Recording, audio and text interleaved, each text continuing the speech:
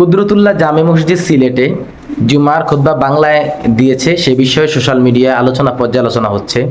এখন এই বিষয়টা জুমার খুতবা কি বাংলায় দিবে না আরবিতে দিবে, দুই পক্ষের মতামত রয়েছে। আমরা মোটা দাগে কিছু কথা বলবো, যদি ধৈর্য হয় তাহলে শুনে যেতে পারেন। প্রথমত, আরবিতে দুইটা শব্দ, তাজকির এবং জিকির। তাজকির শব্দটি ব্যবহৃত হয় ওয়াজের ক্ষেত্রে, আর জিকির শব্দটি ব্যবহার হয় ইবাদতের ক্ষেত্রে। তো ওয়াজ যখন যেথায় ইচ্ছা, বাংলায় হোক, আরবিতে হোক, পার্সিতে হোক, ওয়াজ মাতৃভাষায় করা যায়, কোনো সমস্যা নাই। এখন বিষয় হলো জুমার যে সলাতের খুতবাটি, সেটি কি জিকিরে আছে না তাজকিরে আছে।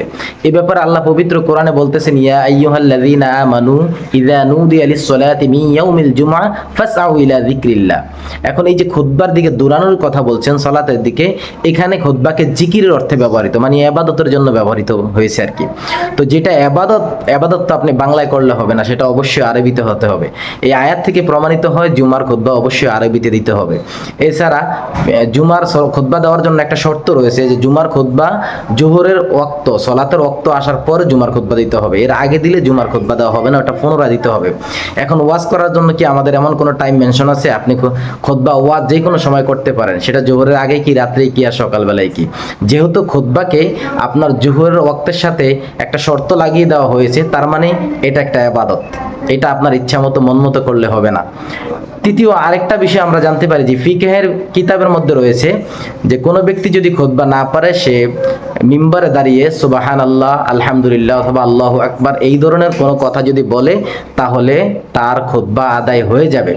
তো এখন যদি সুবহানাল্লাহ আলহামদুলিল্লাহ, এটা কি একটা ওয়াজ? এটা তো আল্লাহর একটা প্রশংসা। যদি ইবাদতের মধ্যে গণ্য করার কারণেই এখানে সুবহানাল্লাহ আলহামদুলিল্লাহকে উল্লেখ করা হয়েছে, অন্যথা যে বাংলা যে কোনো কথা বা মাতৃভাষার যে কোনো কথাই তো আপনি বলতে পারেন, বললে খুতবা হয়ে যাবে না, এমনটি না।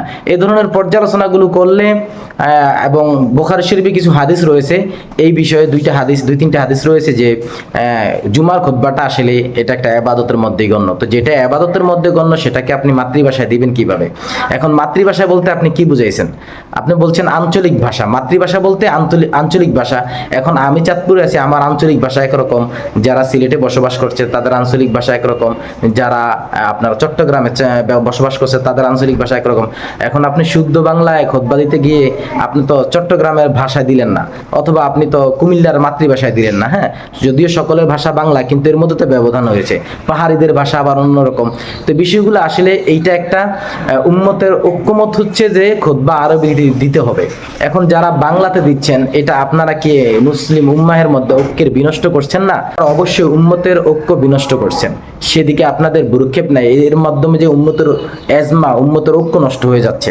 আমরা এটা আরবিতে শুনে আসছি, এবং আরবিতে সাহাবায়ে কেরামদের মধ্য থেকে কোথাও সহিহ হাদিস দ্বারা এমন প্রমাণিত আমার চোখে পড়ে নাই যে সাহাবায়ে কেরাম বা মাতৃভাষায়, অনারব ভাষায় খুতবা দিয়েছেন। হ্যাঁ, তারা আরবিতে খুতবা দিয়েছেন, এবং রাসূলের হাদিস যেটা আছে সেই ভাষায়।